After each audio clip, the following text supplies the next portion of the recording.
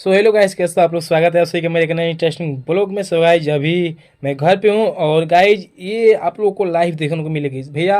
खेसारी भैया लाइव अगर क्या बोल दिए और आप लोग देखिए कौन गलत है कौन सही है, पवन भैया के बारे में और पवन भैया की टीम के बारे में क्या बोल दिए खेसारी भैया। आप लोग लाइव देखिए, उनका लाइव देखिए और बहुत मज़ा आएगा।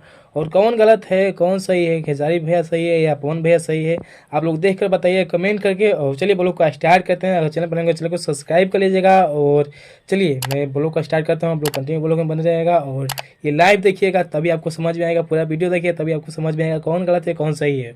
और चलिए ब्लॉग को स्टार्ट करते हैं। मैं कुछ नहीं बोल सकता, आप लोग लाइव देख कर बताइएगा। चलिए ब्लॉग को स्टार्ट करते हैं। चैनल बनाएंगे चैनल को सब्सक्राइब कर लीजिएगा। स्टार्ट करे ना था केहू बोलेला ना हम काम करतनी। अब भोजपुरी भाषा के कोशिश करता आदमी बड़ा करे के। हम खाली सिंगर ना है, ठीक बा। एज ए एक्टर एगो काम करतनी, एज ए डांसर एगो काम करतनी, भोजपुरी भाषा के बड़ा करे के कोशिश करतनी। हमारा सिनेमा के इंडिया में ना इंडिया के बाहर के लोग ओकर तारीफ करेला। हमारा मौसा का लड़का यूट्यूबर नहीं खेलो, हमारा फुआ का लड़का नहीं खेलो, हमारा चाचा का लड़का आके हुए स्टार के गाली ना देला, ठीक बा। हम सब वर्ग के लोग के लेके चली ले। तारा लोग बोलला से एक जना बोला तेरे हम जे हमारे के गाड़ी देला ओकरो सम्मान दिले, लेकिन हाँ जे हमारा के गाड़ी देला ओकर हम सम्मान करी ले, जे हमारा के गाड़ी देला ओकर सम्मान ओजी होला। अंतर इतने बा कि हम सबका के कोशिश करी ले कि मिला के चली। बट तू लोग सुधरबा ना, हई हो गई का हो गई है बेमतलब कुछ हो जाता है। हला कैले से हो जाई। अतना दिन से पीछे करत रहो हैं, करते ही बड़ा लो हमरा के तू लोग पीछे। और आज ले हम होते बनी।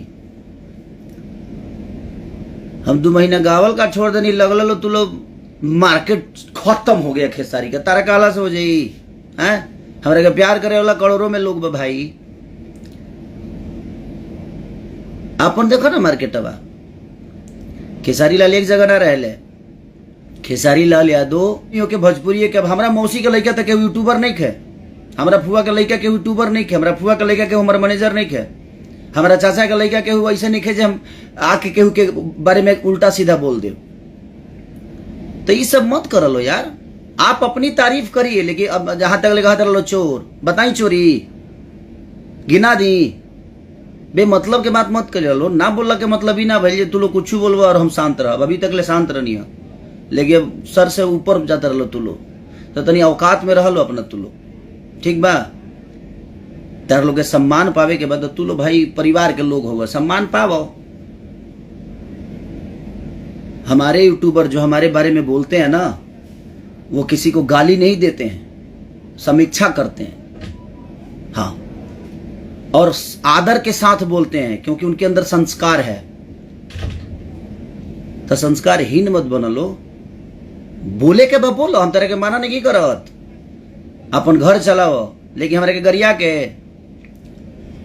के। और एगो बात बताओ तनी तरलो से कह देता नी, जौन फुआ के केहू के फुआ मौसी के लड़का जौन तू लो बाढ़ 4-5 जना, तरलो के एगो बात बता देता नी कि तरह जौन करे के बा तू लोग कर, जितना बड़ा बनावे के बा बनावो। लेकिन हमार नाम में आइल ना तो उ ठीक नहीं खेलागत, उ ठीक नहीं खेलागत। समझ जा लो कि अभी हम कोनो एक्शन नहीं लेत काहे खातिर कि भाई चल ठीक बा। हम आपके बारे में गलत और हम आप नहीं चाहते हैं कि आप डिस्टर्ब हो। बोलो तू लो डिस्टर्ब के हुआ और हो जाए। तू लो जाना तरह हमारे खोदा लो मत बाब, हम कह देता नहीं हमारा के खोदवा लो, खोदा के हुआ और जाए। जितना बड़ा बनावे के बा भगवान बना दलो, कोनो दिक्कत नहीं है। हमरा का दिक्कत बा जिंदगी में? हमारा कोनो दिक्कत भइल बा? हम अकेला आइल बनी दुनिया में। हम का के आइल बनी सभे जाना था।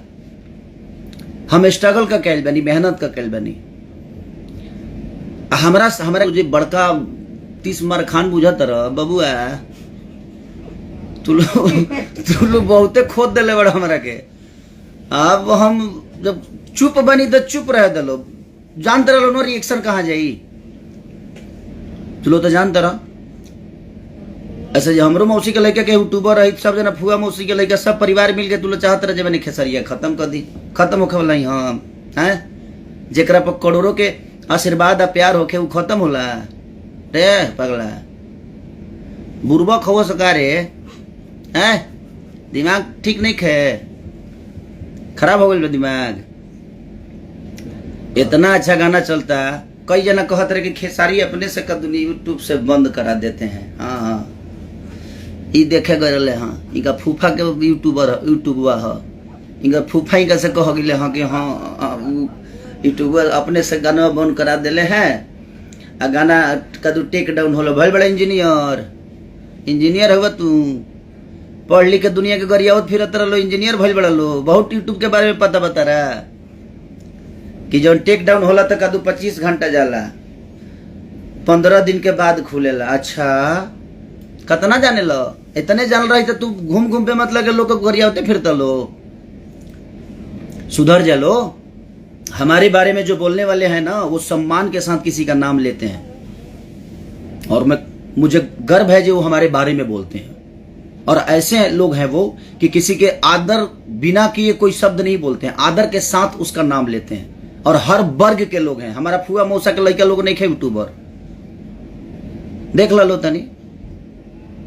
अब हम अपना यूट्यूबर के बोलल शुरू कर देव ना, कह देव खाली हमारा कहीं के बा आग हम सा हमारे लड़कवा गोली बोलल शुरू करिए सता आदमी बना दिए सतर लोग के बोल बोलो तू लो भोगी के हुआ और तो हम कह देते नहीं कि शांत रहे दलो। हमरा के पहले क्लियर करत नहीं हम शांत रहे दलो। मार्केट में ए हो गया ओ हो गया, इतना दिन से तो होते भाई यार हैं हो गई का हो गई होना जे अब का हम कहीं तरह लोग के पागल को मैंने काहे हमारे के सन का लोग सनकनी तो जानते रहो नू का होई। हम बोली ले तो सब लोग चुप हो जाला, ऐसे जो हमारा करहूं अवेला बोलहूं अवेला ठीक बा ना। जे हमारे के गरिया वाला ओकरो सम्मान करी ले। अब उस अनसंस्कारिक बात ओकर तो बतिए नहीं खेब, जब ओकरा खूने में दिक्कत बा तब ओकरा खातिर हम का करब। हम केतनो कुकुर के घी डालब तो काटिए ली, हम तो जानत नहीं, लेकिन बतिया हमरा ना बुझात लो ये हम कुकुर के घी पियब तो हमारे के काटी। लेकिन कोनो बात ना, हमेशा थोड़ी पियाब। अब पिया देव नू जे पेट खराब हो जाता है, ये दिमाग में रख लो। अभी हम शांत बनी, शांत रह दलो, चुपचाप रह दलो, हमरा के काम करे दलो। हम भाषा खाती जवना भाषा के कलाकार के बारे में अच्छा चाहे बुरा बोल के तू लो 2 रुपया कमाता रह तो कमा, लेकिन अपना भाषा के गरिमा के बचा के कमा। तू लो जवन यूट्यूब पर और फेसबुक पर मुंह से पोटी करेला ना बाबू, वो पूरा दुनिया सुनेला और में बदनाम सिर्फ भोजपुरी इंडस्ट्री होला। और तू लोग कहेला कि भोजपुरी में अश्लीलता है, अश्लील आप सब बना रहे हैं बाबू, आप लोग मान जाइए। न तो हमरो 10 गो फूफा के मौसा के लड़का आज यहाँ से यूट्यूबर बन के ना तो तर लोग दशा बिगाड़ दी जा। तो सुधर जालो तू लो। हमारा परिवार के केहू यूट्यूबर ना हो ठीक बा, तो संभल जालो। हमारा साथे रहे वाला केहू हमारा फैमिली के नहीं के। हमार फैमिली हमार भोजपुरी समाज है, हम भोजपुरी समाज के लेके चली ले, हर वर्ग के लोग के लेके चली ले। हम अपना खानदान के लोग के लेके ना चली। हमारा खातिर जितना हमार सक्रिय हमार खानदान बा उतने हर वो आदमी बा। ऐसे जे खेसारी के प्यार करे वाला करोड़ों में केहू बा तो सिर्फ उनकर परिवार के लोग नहीं के, हर वर्ग के लोग बा जौन के हमनी के भोजपुरी भाषा खातिर मेहनत करे के कोशिश करता। तो मेहनते करे दलो। तू लो हमारा के अगर तारीफ हमार नहीं कर सकत तो गरियावा मत, गरियाई लो भोगी केहू और तू लो जानता रहो ठीक बा। तो केहू आगे बढ़ता तो हमारा खुशी बा यार, हमारा दुख थोड़ी बा। भोजपुरी भाषा आगे बढ़ता, एक आदमी के बढ़ला से का भोजपुरी भाषा बड़ा हो जाई? सभे बढ़ी तब भोजपुरी भाषा बड़ा होला। तो सब कलाकार कोशिश करता, मेहनत करता, तो कलाकार के तारीफ नहीं कर सकत तो कलाकार के नीचा भी मत दिखाओ यार।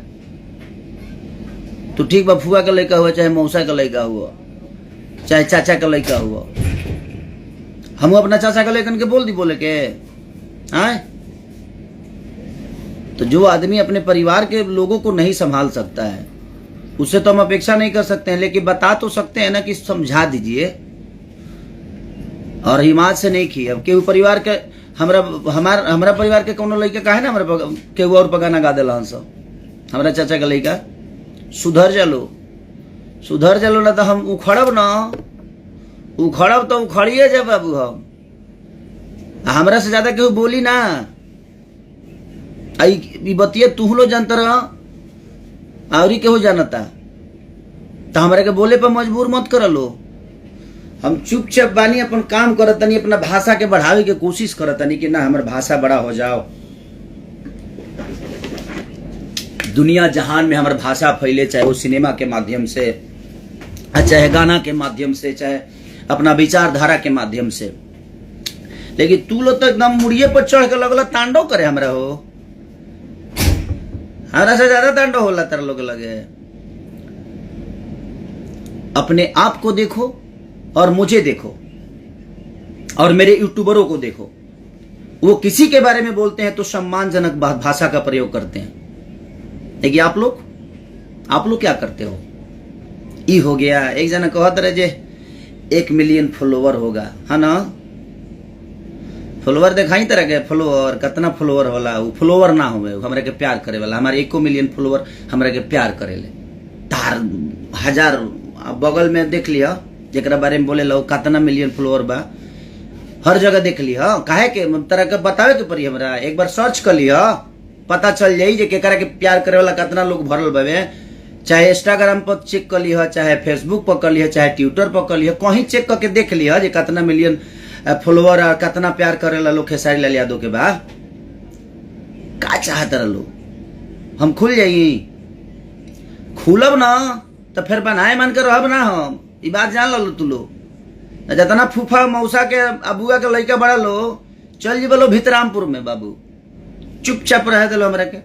हमरे काम करे दिलो, अपना भाषा खाती, अपना भोजपुरी भाषा के बड़ा करे के कोशिश करत तनी तो करे दिलो। हर कलाकार कोशिश करत तो सबका के करे दिलो।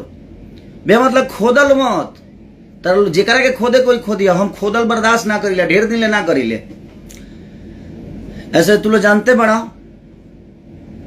तू लोग तो जाना था हमारे बारे में कि हमरा के खोदल ढेर दिन ले बर्दाश्त ना, अभी तक ले बर्दाश्त करत नहीं है। ऐसे जब हमरा लागत कि ना नहीं बोलना ठीक नहीं है, बोलना ठीक नहीं है। लेकिन और हम आपसे भी रिक्वेस्ट कर रहे हैं कि जितने परिवार के लोग हैं ना, ये न्यूज बनाने वाले लोग, इनको समझा दीजिए, बड़े आदरणीय बड़े भैया जी, कि ये लोग संभल जाएं।